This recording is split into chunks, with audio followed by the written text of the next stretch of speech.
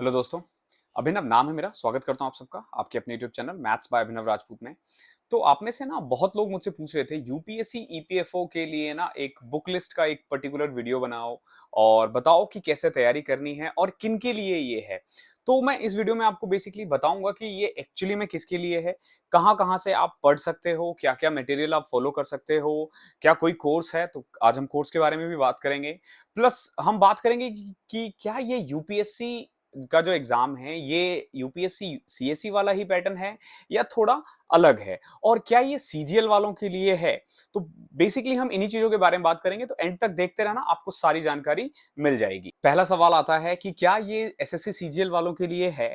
तो देखो, अगर मैं सिलेबस के बारे में बात करूं तो एसएससी सीजीएल से काफी डिफरेंट है। ये काफी नई नई चीजें आपको पढ़नी पड़ेंगी, लाइक कि accountancy, auditing, labour law, government जो सोशल सिक्योरिटी स्कीम्स वगैरह है उनके बारे में। तो एसएससी सीजीएल जैसा नहीं है, बट हाँ आप कह सकते हो कि अगर आपके पास जॉब नहीं है और आपको तैयारी करनी है तो you can apply for it. आपको ना दो तीन चीजें पढ़नी पड़ेंगी, लाइक कि आपको ऑडिटिंग और अकाउंटेंसी पढ़ना पड़ेगा, और इसके अलावा ना आपको लेबर लॉ पढ़ना पड़ेगा। तो बेसिकली ये वीडियो जो मैं बना रहा हूँ इसमें हम बात करेंगे कि कहाँ कहाँ से कर सकते हैं। तो ये जो अकाउंटेंसी और लेबर लॉ है इसके लिए ना तेज प्रताप सर का कोर्स है वो आप ले सकते हो। मैं आपको बता देता हूँ, डबल के लिए भी मैंने उनका कोर्स रिकमेंड किया था, और डबल का जो एग्जाम हुआ है उसके बाद पर्सनली मैंने अपने ग्रुप में वेरीफाई किया था कि कैसा बैच है और उन्होंने कितने अटेम्प्ट किए हैं। तो बहुत ज्यादा पॉजिटिव रिस्पॉन्स आया था, बहुत ज्यादा पॉजिटिव रिस्पॉन्स आया था। तो आप वो कोर्स ले सकते हो, और वहां पे आप ड्रीम कोड है, कूपन कोड ड्रीम, वो लगाना, उसमें आपको डिस्काउंट भी मिल जाएगा। पर्सनली उन्होंने मेरे कहने पे ये लगाया है ताकि बच्चों को कुछ डिस्काउंट मिल जाए। तो एसएससी सीजीएल वाले कर सकते हैं इसकी तैयारी, बट जो इनका जो जीके के जो क्वेश्चंस होते हैं ना वो यूपीएससी वाले आते हैं और थोड़े से टफ होते हैं। तो आपको ना उसके लिए जरूरी नहीं है कि यूपीएससी सीएससी की तैयारी करो दोबारा से। जो आपने एसएससी के लिए तैयारी किया है वही रहने दो। जो आपका जो मेन मेन चीजें हैं, लाइक कि इंग्लिश है, मैथ है, ये अभी भी आपकी स्ट्रेंथ रहेगी, और इसके अलावा ये अकाउंटेंसी, ऑडिटिंग वगैरह आप पढ़ लो, लेबर लॉ वगैरह, ताकि आपको थोड़ा बेनिफिट मिले। इसके अलावा गवर्नमेंट स्कीम्स वगैरह जो है उसके बारे में आपको पढ़ना चाहिए, ये आपके लिए बहुत इंपॉर्टेंट है। तो अभी मैं सिलेबस के बारे में बात करूंगा कि सिलेबस में क्या क्या है और उनके लिए पर्टिकुलर कौन कौन सी किताबें हम फॉलो कर सकते हैं। एक और सवाल आता है कि क्या एसएससी सीजीएल में जो ऑलरेडी सेलेक्टेड लोग हैं क्या ये उनके लिए जॉब है। तो देखो, इसमें ना दो जॉब है। एक है एपीएफसी जो पे लेवल 10 है, क्लास 1 ऑफिसर है। तो इसके लिए तो भैया देखो हर किसी को अप्लाई कर देना चाहिए। इवन अगर मैं भी अगर पढ़ने के मूड में होता और मुझे अगर आगे और तैयारी करनी होती या और जॉब करना होता तो मैं जरूर करता। तो आप लोग इसके लिए बेशक भर सकते हो। लेकिन जो ईओ है, ईओ इन्फोर्समेंट ऑफिसर, बस ध्यान रखना कि जो ईओ है वो 4800 ग्रेड पे की जॉब है। तो अगर आप ऑलरेडी असिस्टेंट ऑडिट ऑफिसर हो या अकाउंट ऑफिसर हो या अपने होम स्टेट में पोस्टेड हो तो ये जॉब फिर आपके लिए नहीं है, आप छोड़ सकते हो। लेकिन अगर आप सीएचएसएल से हो या सीजीएल की कोई ऐसे जॉब में हो जो किसी दूसरे स्टेट में है, लाइक कि मैं दिल्ली का हूं और मान लो मेरी पोस्टिंग पंजाब है, तो मैं ये बिल्कुल फॉर्म भर सकता हूं। फिर ईओ की जॉब भी बहुत प्यारी है। लेकिन जो फ्रेशली है उनको तो पूरी तरीके से जी जान लगा के तैयारी करना चाहिए, क्योंकि बहुत कम मौका मिलता है और इसका जॉब वाकई में बहुत ही प्यारा है, बहुत अच्छा जॉब है।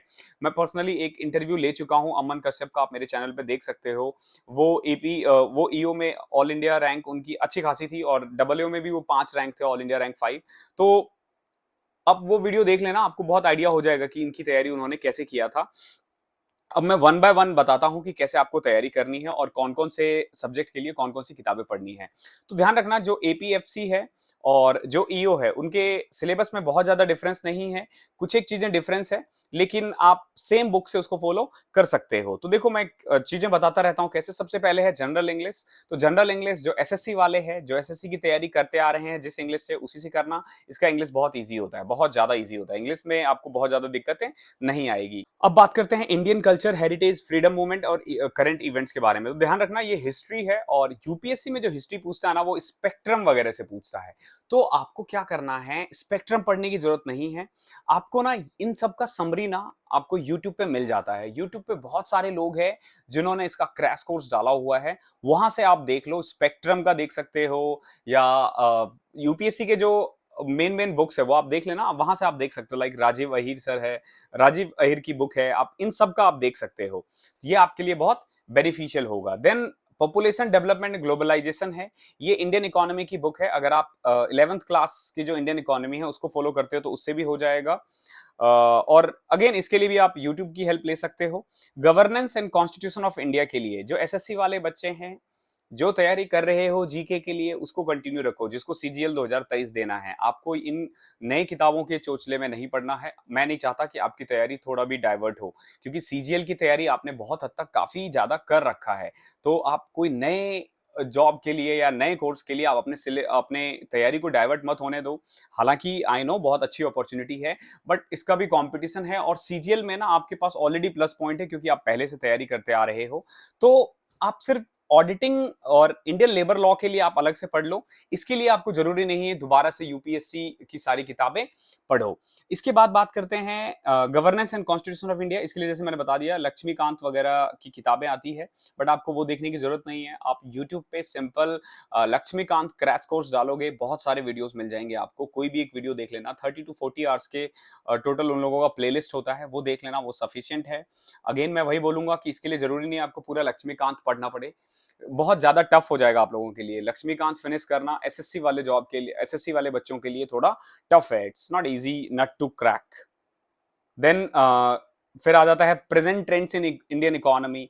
तो ये ना यूपीएससी में पूछा जाता है ऐसे क्वेश्चंस। तो अगेन यूट्यूब पे आप सेम डालोगे, आपको वीडियोस मिल जाएंगे।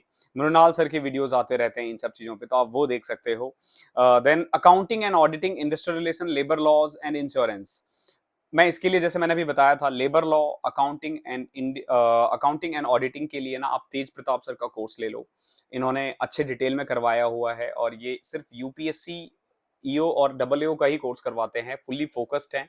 इन्हें एग्जाम का बहुत अच्छे से आइडिया है, ये वही चीज पढ़ाते हैं जो एग्जाम में आता है। तो आप ये कर लेना। अगेन वो कूपन कोड है ड्रीम, वो लगा लेना, आपको थोड़ा सा डिस्काउंट मिलेगा। ड्रीम सिंपल DREAM, कुछ डिस्काउंट और मिल जाएगा। देन कुछ basic knowledge of computer application and general science है, ये आप ल्यूसेंट से पढ़ लो, जो एसएससी सीजीएल वाले हैं। आपको सिंपल जो ल्यूसेंट से पढ़ रहे हो या जो सीजीएल के लिए आपने तैयारी किया था ना, उसी तैयारी को रखने देना, कुछ एक्स्ट्रा करने की जरूरत नहीं है। Then elementary mathematics, statics and general mental ability है। ध्यान रखना, मैथमेटिक्स का ना कंप्लीट सिलेबस मैंने अपने चैनल पे डाल रखा है, इंक्लूडिंग स्टैटिक्स।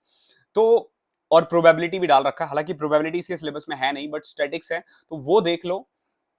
नीचे डिस्क्रिप्शन में आपको फुल प्लेलिस्ट मिल जाएगा अरिथमेटिक और एडवांस के नाम से, वहां जाके देख लो, हर एक चैप्टर डाला हुआ है, वहां से आप इसको फॉलो कर लो, ये सफिशिएंट होगा। Then social security in India है, तो ये जो गवर्नमेंट की स्कीम्स पिछले 4-5 साल में आया है ना, उनके बारे में पूछेगा। तो जो बड़े बड़े स्कीम है उसके बारे में पढ़ लो। आप विकिपीडिया का यूज कर सकते हो, या गूगल या यूट्यूब, किसी की भी हेल्प कर सकते हो, और वहां से इसकी तैयारी हो सकती है। ध्यान रखना, डेडिकेटेड स्टडी करना पड़ेगा इसके लिए। अभी मैं बताऊंगा कि सीजीएल वाले कैसे दोनों को साथ साथ करें। देन अगर आप ये तैयारी करते हो तो दोनों की ही तैयारी हो जाएगी, एपीएफसी की भी और ईओ की भी। और यकीन मानो बहुत अच्छी जॉब है, और ऐसे मौके बार बार मिलते नहीं हैं, तो आप डाल दो। कंपटीशन भी थोड़ा कम होगा, एसएससी सीजीएल वगैरह से थोड़ा कम ही होगा, क्योंकि बहुत ज्यादा लोग इसमें क्रैक नहीं कर पाते हैं। पेपर का लेवल मैं फिर से कह रहा हूं थोड़ा अच्छा रहता है, एसएससी से इसको कंपेयर मत करना। अब अगेन आता है कि क्या सीजीएल की तैयारी के साथ इसकी तैयारी हो सकती है?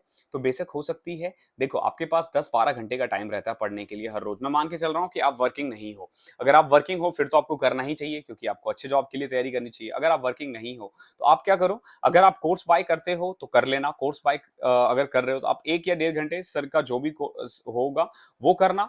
उसके अलावा ना 1 से 2 घंटे आपको और देना है। तो आप अपने आप को ऐसे डिवाइड कर लो कि 5 आवर्स की तैयारी आपको, 5 to 6 आवर्स की तैयारी आपको सीजीएल के लिए रखना है, और 3 आवर्स की तैयारी इसके लिए रखना है। दोनों की तैयारी करो साथ में, बहुत फायदेमंद होगा। देखो, ये उन लोगों के लिए बहुत अच्छा है जो इन भविष्य में जो पीसीएस या यूपीएससी की तैयारी करना चाहते हैं। देखो, पीसीएस और यूपीएससी का जो पैटर्न है, आपको यहां से आइडिया मिल जाएगा, चीजें वही पढ़नी होती है, तो आपके लिए थोड़ा बेसिक भी तैयार हो जाएगा। तो भर सकते हैं, एसएससी वाले जरूर भरो ये एग्जाम, बहुत गोल्डन अपॉर्चुनिटी टाइप का है आप लोगों के लिए। और आई होप मैंने आपके जितने भी डाउट्स थे वो क्लियर कर दिया है। अगर फिर भी कोई डाउट्स रह जाता है तो कमेंट में पूछ लेना। और अगेन मैं कह रहा हूँ, मैंने फ्री में मैथ्स कंप्लीट करवा रखा है, and again we are going to start live classes from April. April में क्या डेट रहेगा मैं आपको बता दूंगा, बिल्कुल फ्री ऑफ कॉस्ट होगा, और complete maths and reasoning. Starting हम मैथ से करेंगे एंड आफ्टर 15 और 1 मंथ हम रीजनिंग स्टार्ट कर देंगे। हम रीजनिंग ऐसे स्टार्ट करेंगे कि जो इंपॉर्टेंट टॉपिक्स है, जो बड़े बड़े टॉपिक्स है, जो इस बार सीजीएल में टफ चैप्टर आए थे, वहां से स्टार्ट करेंगे ताकि आप लोगों की तैयारी अच्छे से हो सके। तो मिलते हैं अगले सेशन में, तब तक के लिए पढ़ाई करते रहो।